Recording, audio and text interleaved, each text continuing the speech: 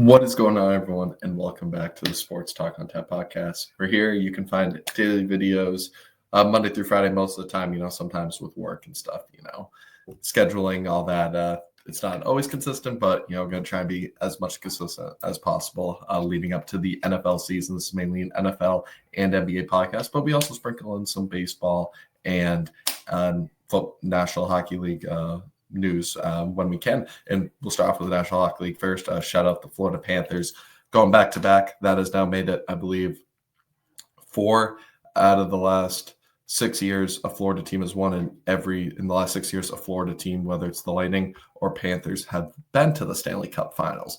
So shout out Florida. They're really dominating and showing, my Minnesota Wild, the state of hockey, that they're not really the state of hockey. They can't even get past the first round nonetheless, but hopefully one day, never going to stop loving my Minnesota Wild. But in today's episode, we're getting another tier list coming back where we are going to be ranking every quarterback heading into the season. Your regular standard tier list, S being the best, A, average, one of the elite, B, very solid, above average, 2 average, and then, average, you're okay. Kind of just below average, I think, or not good. But with that being said, pretty much get straightforward, and we're gonna start off with Caleb. I'm gonna try and rank everyone. So highest, B tier quarterback is gonna be like above average, if that makes sense, and then the lowest B tier might be slightly around average, around that mark. So with that being said, we're gonna start off with Caleb Williams, and I'm gonna put Caleb Williams in the B tier. He showed some flashes his rookie season, but obviously for the most part it was a disaster around him. Matt Eberflus getting fired, incompetent calling. They started off 4, were on the verge of being the Commanders 5-2, and then that just really flipped around. They were not the same. They went on a historic 10-game losing streak. I think they won one other game, and I think it was the last game of the regular season against the Packers. So things were just kind of a disaster for Chicago.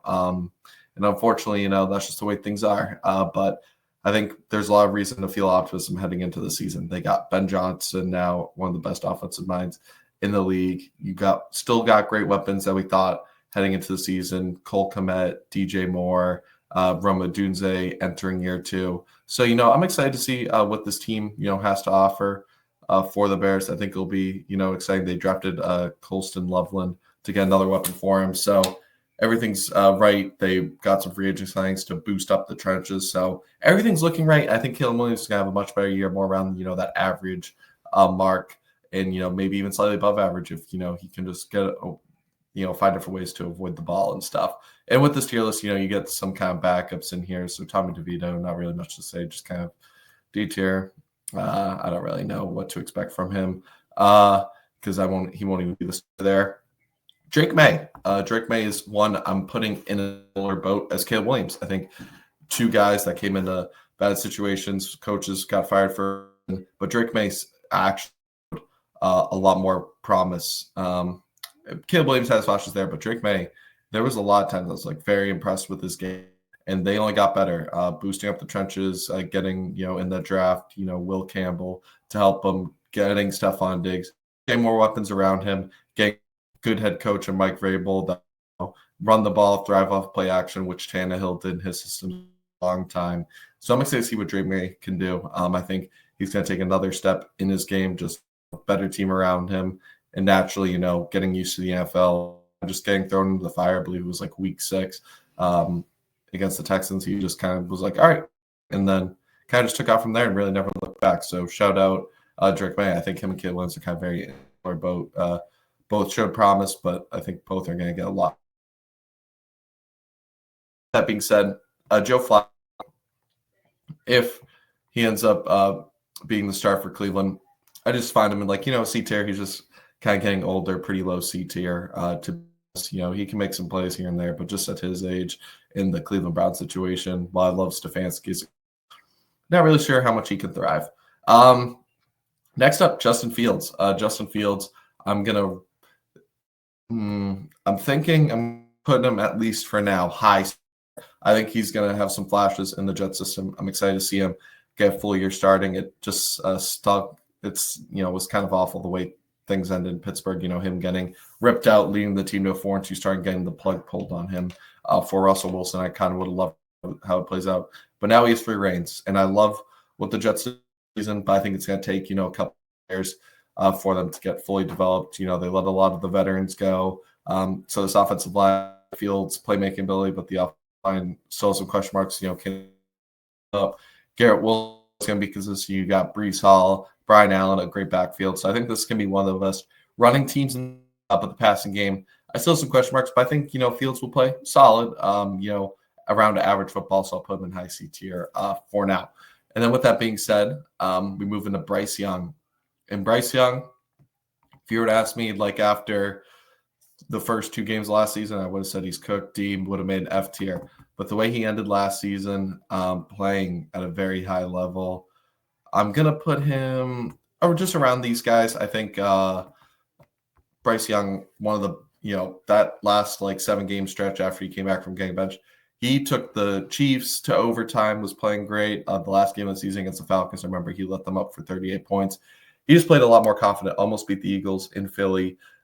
He was using his legs to his ability, much improve thrower on the run. I just gained his confidence under Dave Canales.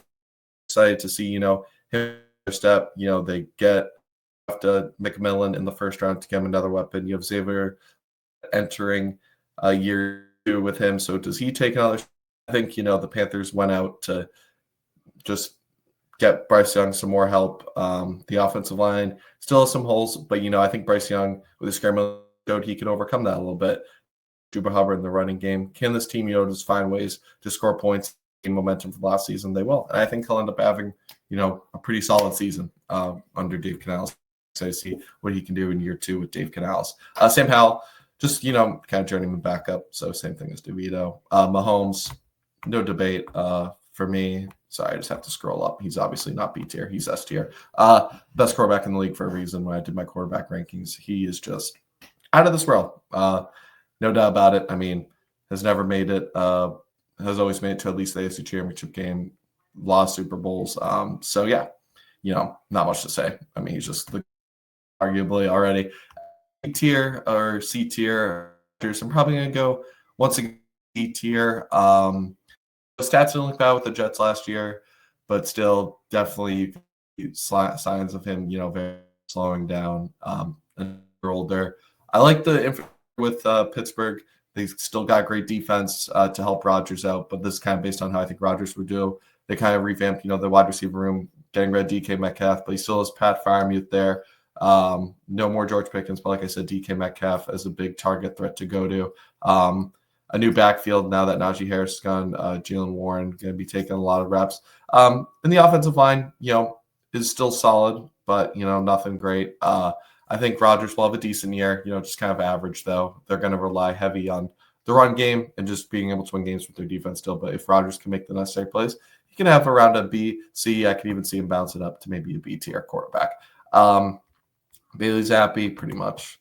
We already know D tier. Tua Tagovailoa. I'm also going to go, B tier for Tua. I think, he's shown when he's healthy, he can put up some good numbers. He ended last season very well. You still got Jalen Waddle, and I know Tyreek Hill will look to have a bounce-back season after just kind of rough season last year with missing quarterbacks, still dropping the ball. So if he can lock in and they can just find a way to use the H-chain game, Mike McDaniel, they're going to find a way to put up.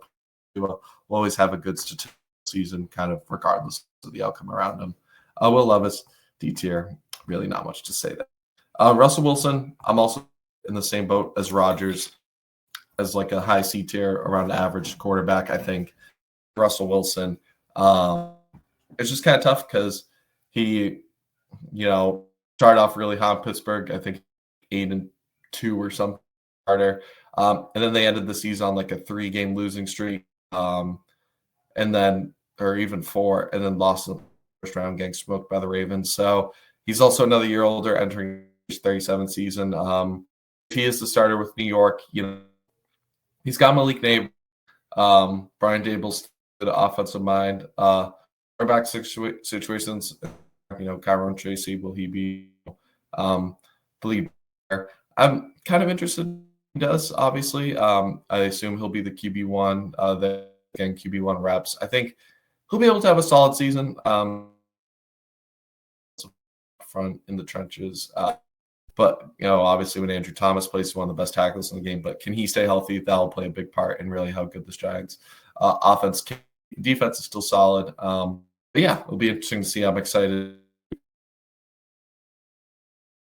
get him more year 2 quarterback or year 2 receiver where he was making it work, having some great game, and even Daniel Jones. So it'll be interesting. But yeah, I'm excited to see him. Kyler Murray, I think I'm going to put in high B tier. We kind of know what Kyler Murray, high playmaker, turnover-worthy plays, but he always Cardinals a high floor. He's always going to make it work.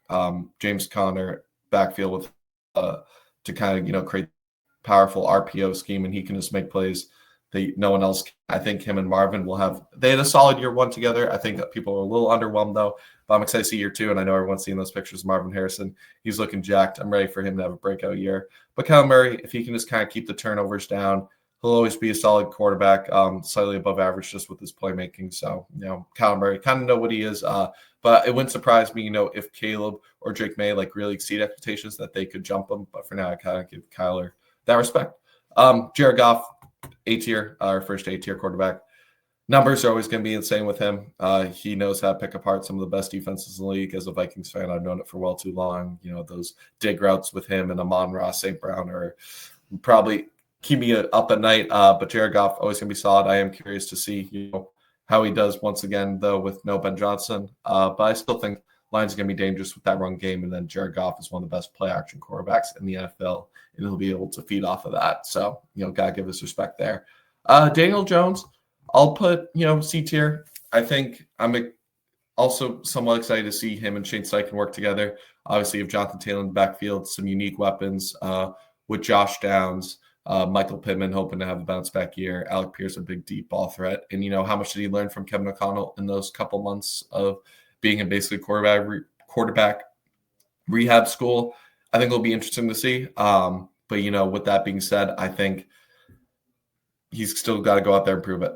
Like anyone else, I think he can have a solid year. But until then, just the way the last 2 seasons have ended, I can't really put any more than than below average. I think this is kind of the first start of the below average, where I think Fields and above will kind of average seasons. But yeah, still excited if he can use his legs. I think Shane Steichen can have fun with him as a project. Trevor Lawrence also put high B tier. When he's healthy, he's shown flashes, and the numbers don't really tell the full story.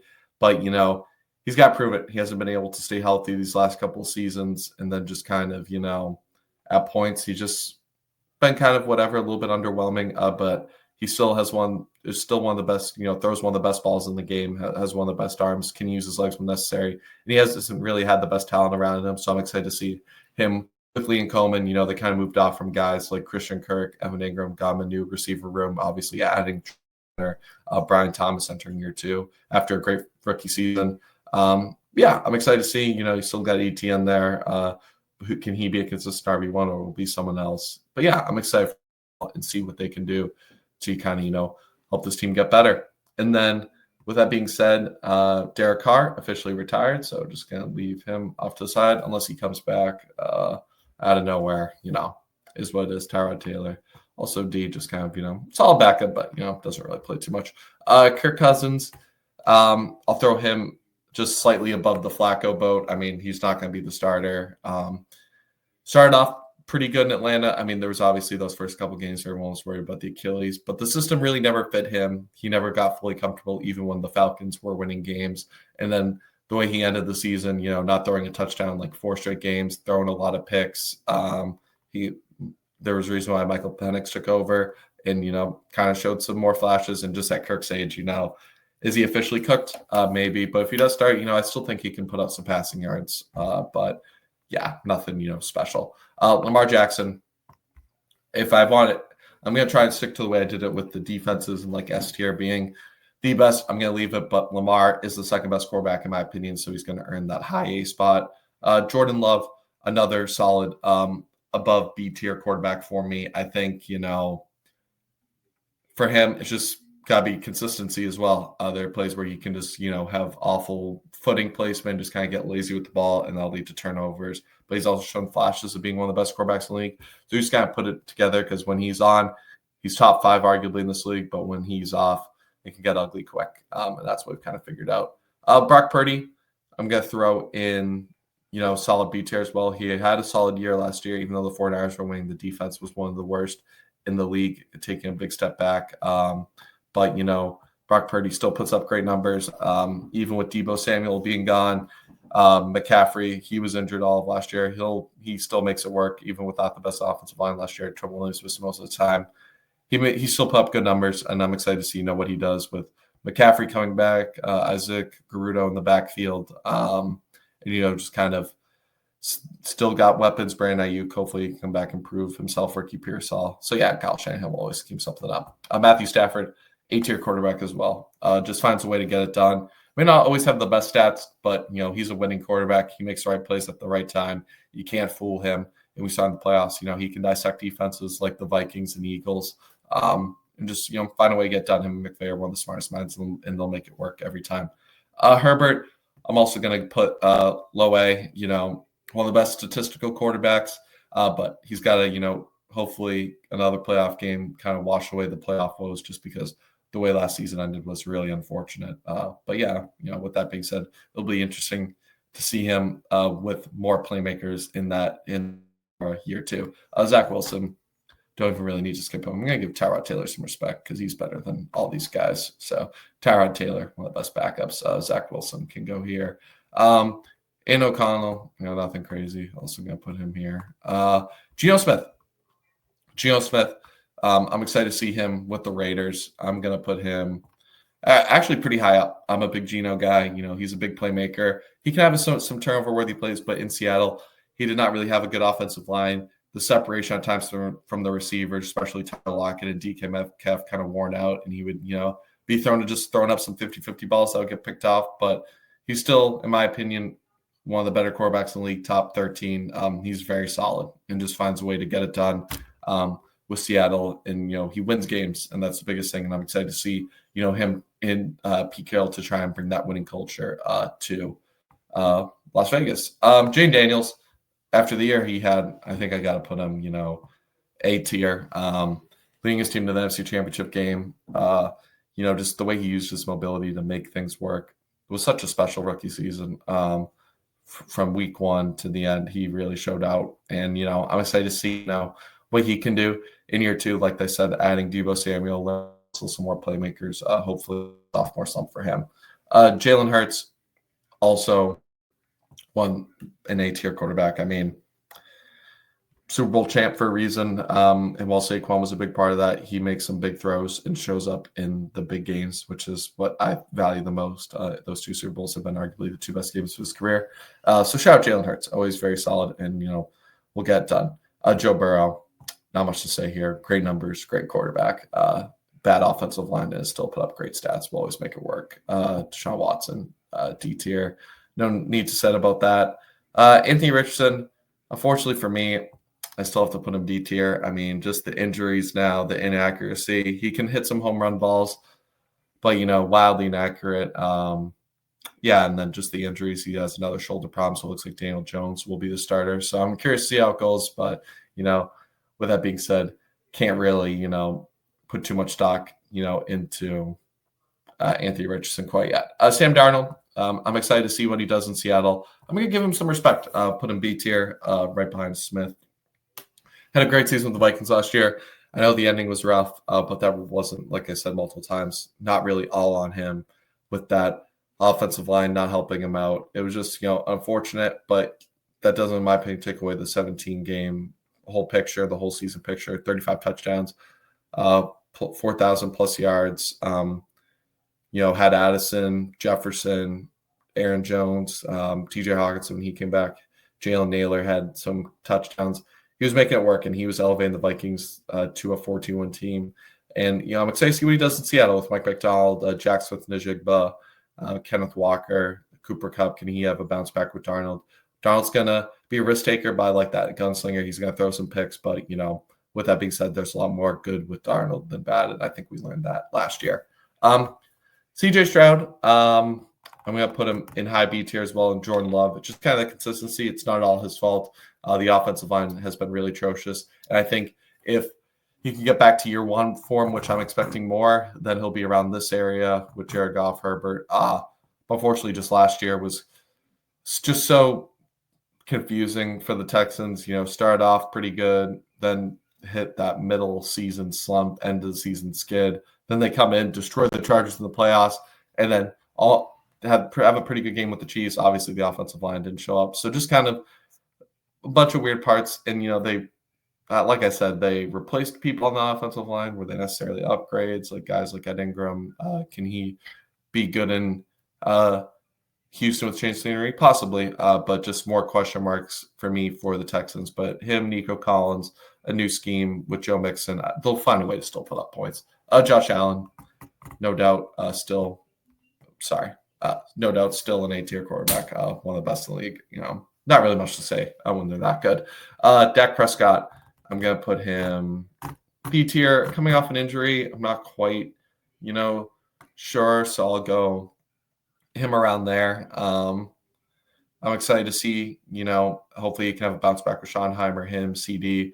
They'll find a way to put up points when he's healthy. But last season was really rough, and I need to see a bounce back before the season when they lost the wild card round to Green Bay, and he was playing at MVP like A-tier level. I need to see him get back to that before I can move him back up.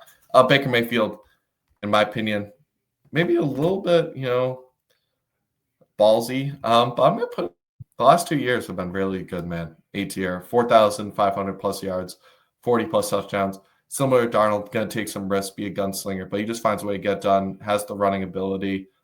He's just got a good team around him, a good culture, and he's a guy you want to play for, that his teammates want to run through wall for him. I love Baker Mayfield, man. He's a stud.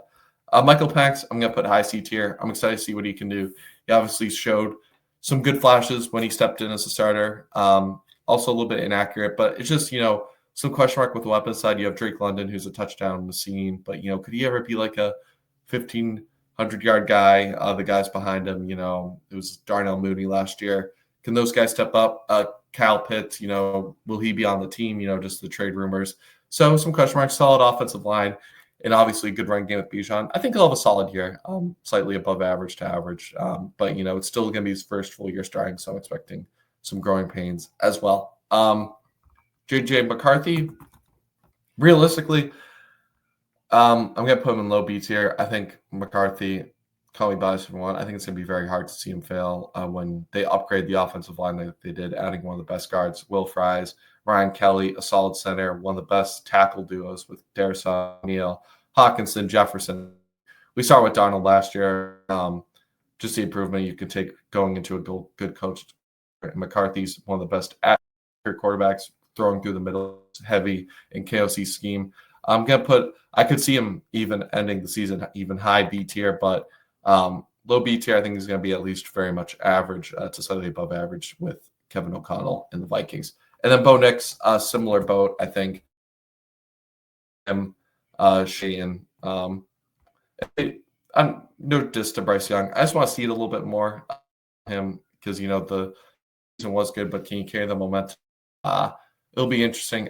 I'm going to put him kind of more in the pen because I think had a full season being pretty good, and the improvement he made year on out, and just kind of wise, I think McCarthy will be a little bit better. But had a great rookie season, a little bit of his and obviously leading the Broncos to playoffs. Evan Ingram improved that defense. He's got weapons. They add J.K. Dobbins to the backfield recently. So, yeah, I'm excited to see, what he can bring to the table. But with that being, let me know what you guys agree. Just tier list. Was I too high on someone, too low on someone? It's always fun debate down in the comments. Yeah, but with that being said, overall, I thought I'm pretty good. I liked it kind of, just straight off the dome. My obviously going to be exciting, And then quick touch on between the Oklahoma State Thunder, Indiana Pacers. OKC is looking to win their first title in franchise history. So it's going to be exciting. Indiana's looking to force a Game 7. For me, Give me Indiana tonight. I promised you guys when I picked Oklahoma City game 5, and I was picking OKC pretty much every game before. If I'm picking the home team every time, I think Indiana will force a game 7. The scary thing is Tyrese Halliburton, is in question to play, but I think Indiana's depth will be able to help them out here. I think whether it's a Benedict Mathurin stepping up, a Siakam masterclass who's been in these moments before, Tyrese Halliburton bouncing back, I think someone's going to step up to help this Indiana team rally. SGA J-Dub was phenomenal in Game 5, obviously, with that 40 ball. Will that be repeatable? Probably not, but it doesn't need to be. Oklahoma City finds someone to step up, whether it's a Caruso 20 ball, Chet playing great defense and shooting. It'll be interesting to see, SGA and J-Dub will get theirs, but for Indiana, just someone step up like Benedict Mathurin did in Game 3, and then different guys like Nimhard in Game 1, Tyrese Halliburton with the buzzer beater, obviously. So, yeah, I'm excited to see what happens, but give me Indiana to defend home court tonight to force an exciting Game 7 where my prediction might be up in the air because who doesn't want to see a series go 7? It's always more fun like that. But let me know in the comments who you think will win Game 7 as well. As we said, to hear your guys' opinion. But yeah, should be fun. Definitely going to be excited to watch that. But with that being said, as always, make sure to like and subscribe if you enjoy this kind of content. We'll catch you in the next one. Peace.